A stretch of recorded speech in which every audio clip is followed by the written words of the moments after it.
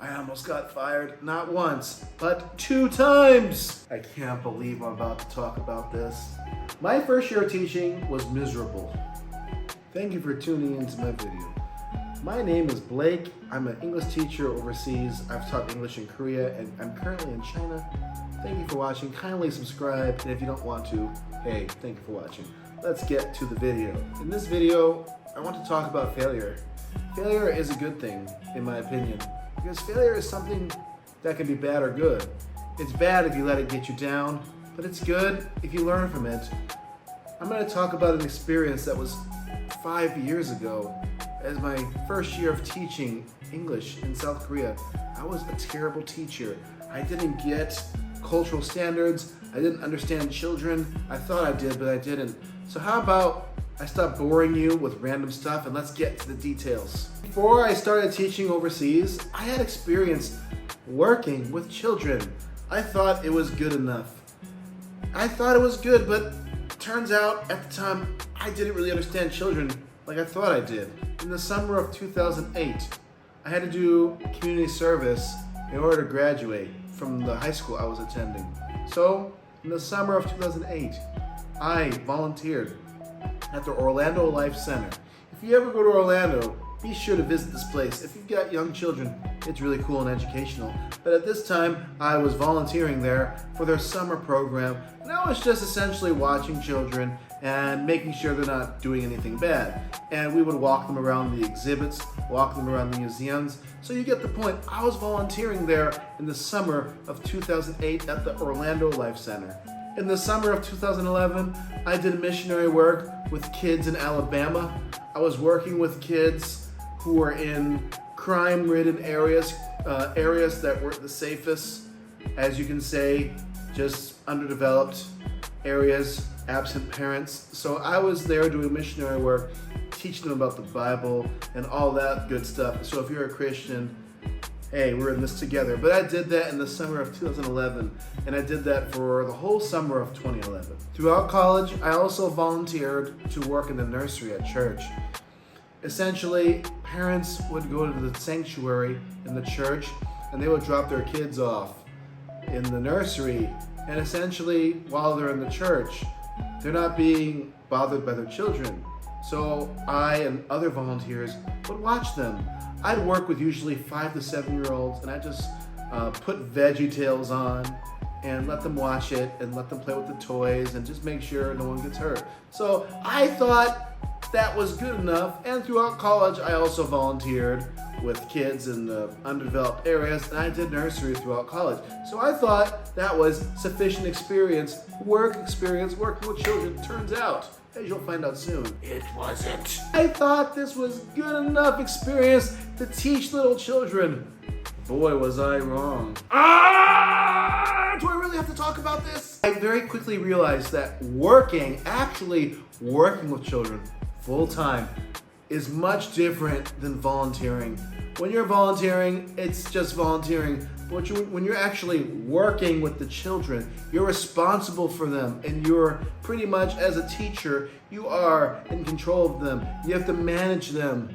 And to be honest with you, I learned very quickly, kids made me angry. I had no patience. They always pushed my buttons, and I was just so terrible. It was like a huge shocking thing for me. I learned that about myself, that I was terrible with children. So let's get to the meat. Let's talk about how I was the worst teacher my first year teaching English in South Korea.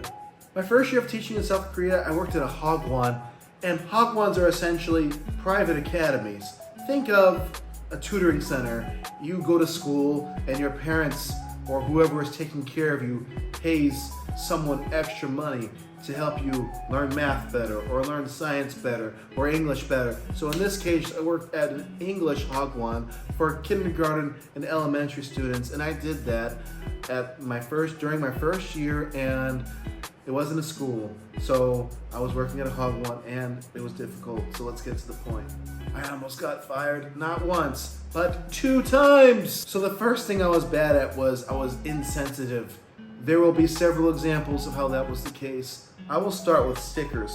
Little children, kindergarten and lower elementary, first, second, maybe third grade, they really care about their stickers. It's like a sense of achievement for them. You give them the stickers, it is a big positive reinforcement, motivates them to do well, to listen to you, to do what's got to be done to get that sticker, because for them, it's a big sense of achievement.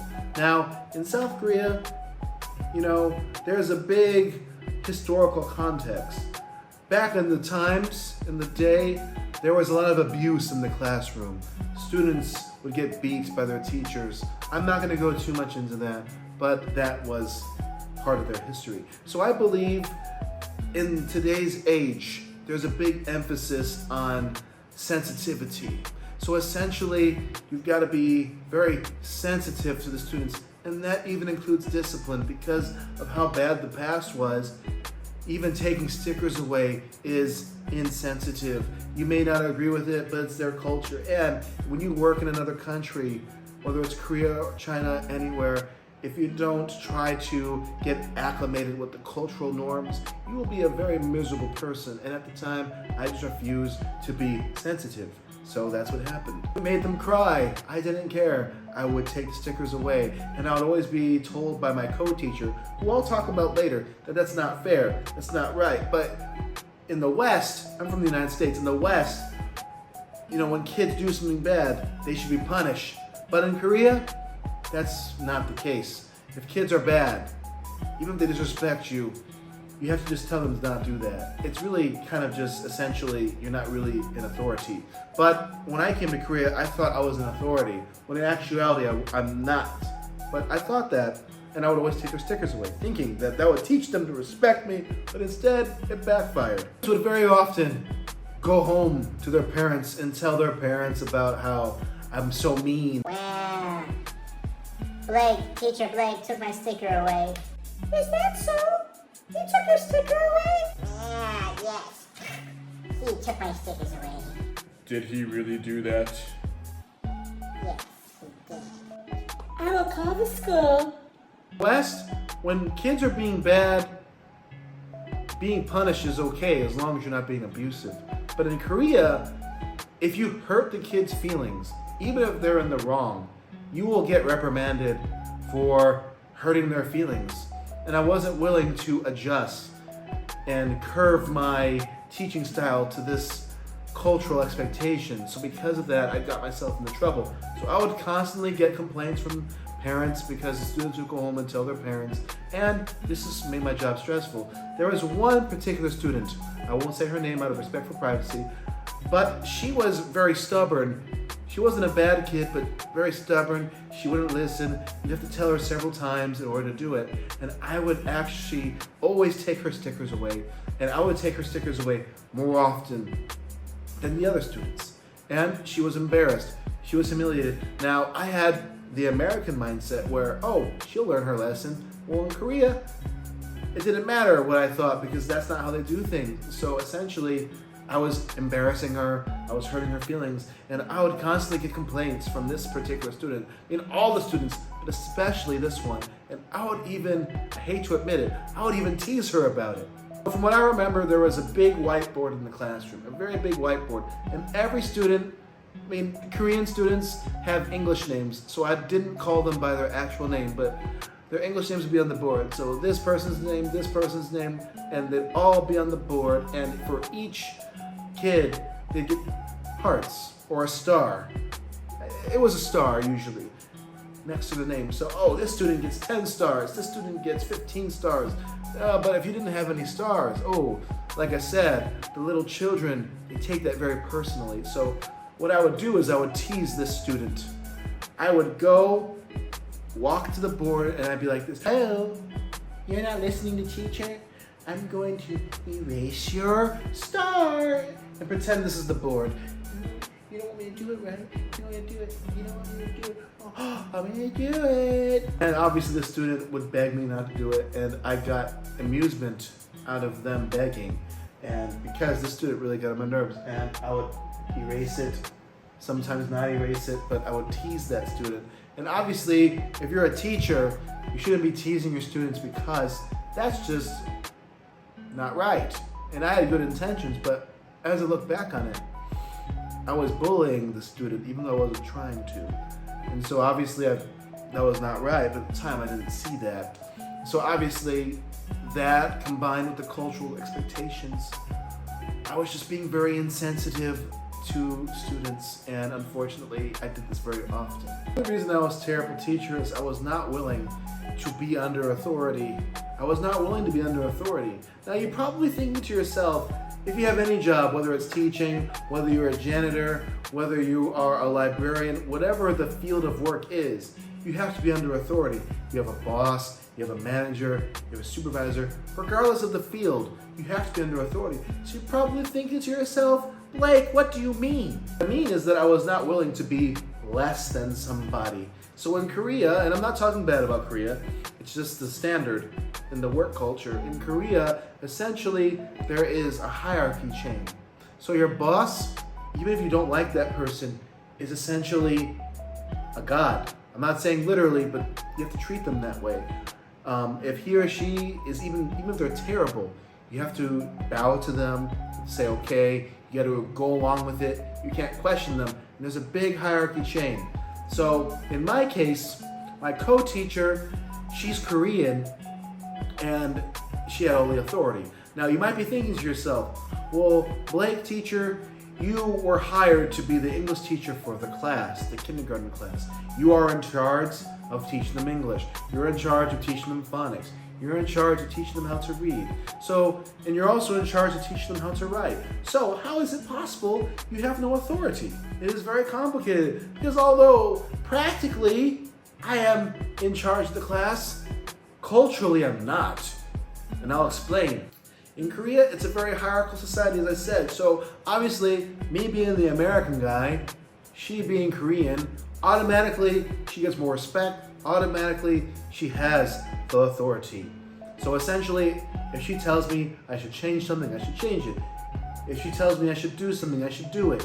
I should do whatever she says. Because in reality, the Korean teacher has to always talk to the parents. They constantly have to call them, constantly have to text them, constantly have to take pictures of the children and send it to them. Constantly, and this person is always getting feedback, positive and negative feedback. Anything bad or good, it goes to the Korean teacher. You as the foreign teacher don't interact with the parents at all, unless you say hello in passing. You get what I'm saying? This person had authority over me from a cultural standpoint, and I was unwilling, did not want to do whatever she asked me to do. This person made my job stressful, and it's not because she's a bad person, it's just because I was not willing to go along with the cultural expectations. So there's consequences. So where I come from in the United States, and all Western countries are similar, if you have a problem with somebody, whether it's at work or whether it's in your personal life, like a friendship or a relationship, they will tell you to your face, hey, 9 times out of 10, hey, I don't like this. And they'll confront you about it. But in Korea, if someone's got an issue with you, 99.999% of the time, they will not tell you directly. And in the context of work, they won't tell you directly, but instead, this person will go to the management. She will go to the boss or someone she's comfortable going to in management. And that boss will talk to you about it. And it's very awkward because you still have to work with that person. So she'll be nice to your face, but she was complaining about me. And so the point I'm making, you're probably thinking to yourself, why does this make you a bad teacher? Well, because of that constant tension, it affected the classroom environment. We would occasionally get into arguments in front of the students. And even if we weren't arguing, the students are not stupid. Even little children can sense there is tension. And, Mr. Blake and Miss So-and-so, they're not getting along. And so they would go home to their parents and tell their parents these things. And obviously, it's my fault because I'm a foreign teacher and I'm a foreigner. So this made me a bad teacher because I was not willing to listen to her, do what she wanted me to do, and therefore it affected the classroom environment. And I was also a bad teacher because of that. It affected the chemistry in the classroom. And as I look back on that, it's not fair for the students because parents are paying a lot of money, and I just couldn't put my pride aside and do what's best for the class. I wanted to be in charge. And let me tell you something. If you are wanting to teach English, whether it's in Korea or any country, you need to humble yourself, because if you're not willing to do that, you'll be miserable. And what happened was the management took her side, and it's just the reality. I mean, let's be honest. In any country where that's not Western, where everyone looks the same, of course they'll take that person's side. You're the foreigner. I as the foreigner, I am easily replaceable. So because of that, I just made my job miserable, and the classroom didn't flow as well as it could have if I would have just listened. So I mentioned that I wasn't being sensitive to students. That ties into another reason I was a horrible teacher my first year. I was very strict. Now, if you are a native teacher in South Korea, it's okay to be strict with students. You can yell at students, you can scold them. For whatever reason, the foreigner can't do that. And if the foreigner does that, it's bad. Don't ask me why, it's their culture. But I tried being very strict with students. And I would yell at students, I would scold them, and I would get constant complaints that I'm scolding students too much, that I'm yelling at students too much. I mean, I would even kick students out of class. And in South Korea, that's a big no-no. You don't kick students out of class because students feel ashamed, students feel embarrassed. So I would yell at students, I would scold them in front of others, and I would kick them out of class. And I would always get complaints. Now, if you're watching this video, you might be thinking to yourself, well, they should be listening to you. They should be breaking the rules. I agree with you, but as I said before, it's their culture. You either roll with it or you don't. And I chose not to, so there were consequences. And the complaints kept going up, they kept coming, and it was very stressful. I even put myself in a position to not be taken very seriously. When I was very young, I was in Boy Scouts. If you're in the United States, if you're a citizen in the US, when you were a kid, you might have done Boy Scouts or Girl Scouts. So I was in Cub Scouts, Boy Scouts as a kid, and my dad was actually the leader of the den. He was the leader of the Rangers. He was in charge of us. And I remember as a kid, he'd always say, Rangers! He would say that to get our attention. And so, being that I had no training on working with children, I would just be like, when the kids are talking too much and listening, I'd be like, attention! Just thinking about it is so cringe. But it's the reality.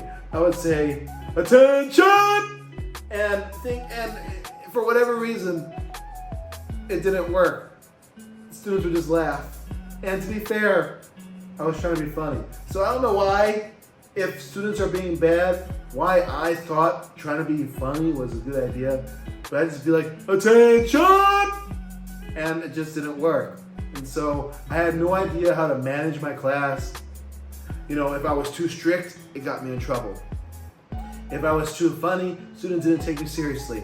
So I didn't know how to do it. I had no training. So no matter what I tried, it was just not working. And I just couldn't manage my classes. And so I was too strict and I was too funny. I remember I was thinking, well, if I'm funny, if I try being the cool teacher, they'll like me.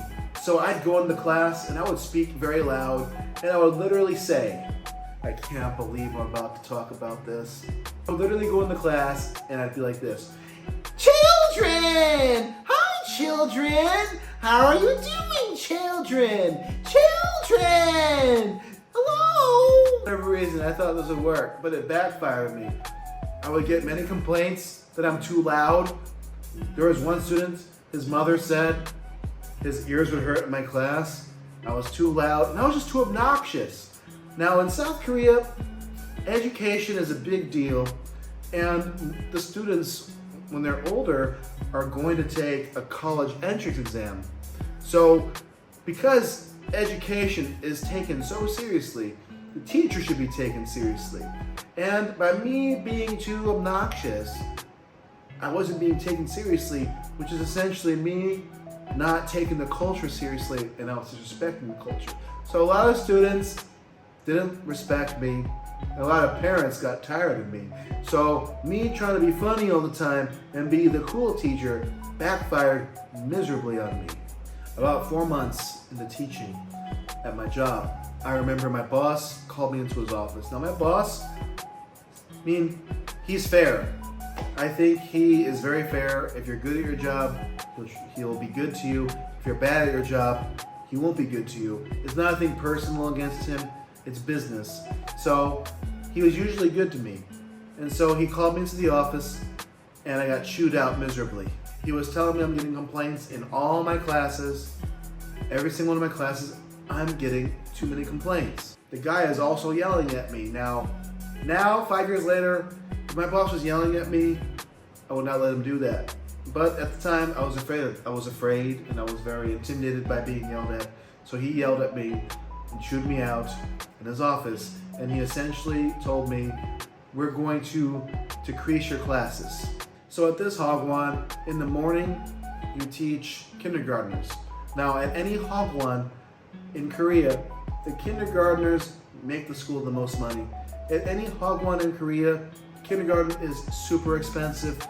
They're paying at the very least, they're paying 900,000 won, maybe 1 million won, at the very least. And so it's expensive, and elementary students pay a little less. So I teach kindergarten in the morning and in the afternoon. Yes, elementary still makes the school money, but not as much.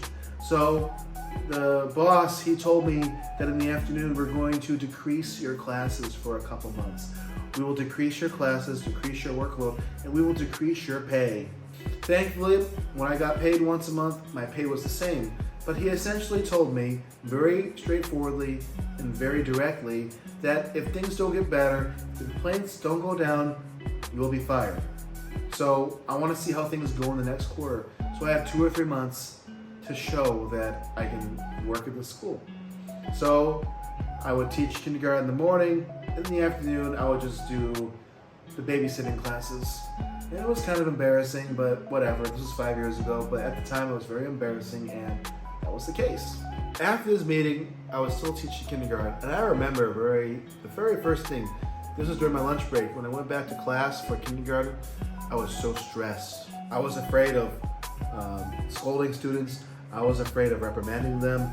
So essentially, I lost my confidence. So what happened is that if students were out of control, I would just let them be out of control.